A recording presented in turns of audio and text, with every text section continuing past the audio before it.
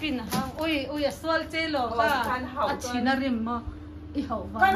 em vang cái mi ron chok ring ta mo I qua lâu vang cái đi oi ha china rim cái rồi oi ha swal che vô thế ô phải biết đi vô cái thôn đi mo cái rồi a chin rim nel chule I bal xin bua lắng đi xem cái rồi kha mu hil don mo atilui nge mu hil thì hiện nay trên anh in thì bằng trắng về kura à cho em piang thì hiện nay anh em muốn cái swang tum zia mấy mình chính mà à mua hiểu cắt thì hiện ameng khu meng là meng mo iPhone đi rồi cái tin này cả ôi ha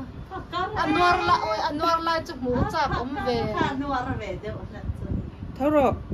thâu được đấy kura lo hay à ý một thiệt tâm lòng hà thâu rồi cuốn tất tôi này rất là cái bung bung cái mong khỏi đòn nhá thấu rồi thấu tệ căn một độ chơi lắm cái cuốn tất tự chuan ôi mình có gì à bên tay lại thật gì mặc nhà đinh út lẹ trời rồi lẹ trời lẹ rồi trời rồi trời lẹ ta trời tao đón chọn bờ này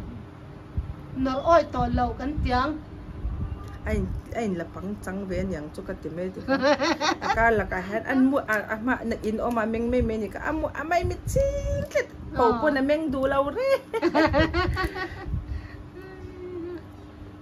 ôi hắn trông thấy sẽ anh em một chút sấy về ôi ở trong nem lướt tục ở trong line lộn tôi nó go khi đang ôi trong nem lướt tụi anh tắc cho sấy cho một cái chuyện này rồi step up cái tiết thầu step up thầu tiết phải cho phun thầu chả chen cho co chơi em hạ đâm việc của anh mấy anh hồi hạ cắn tiếng phun thầu ngắt dễ lắm cần nuôi đi ngắt dễ xây cái chỗ này về chuyện này rồi cần sẽ thiam lâu mấy đòn sợi đòn lót lan tụi tây in đòn nha nó có rồi đấy mình khi thằng chuyện hay hiện thấy xí lâu khi mua người ta cũng nó có rồi cái món cái hiện thằng đấy khi đi đâu là kha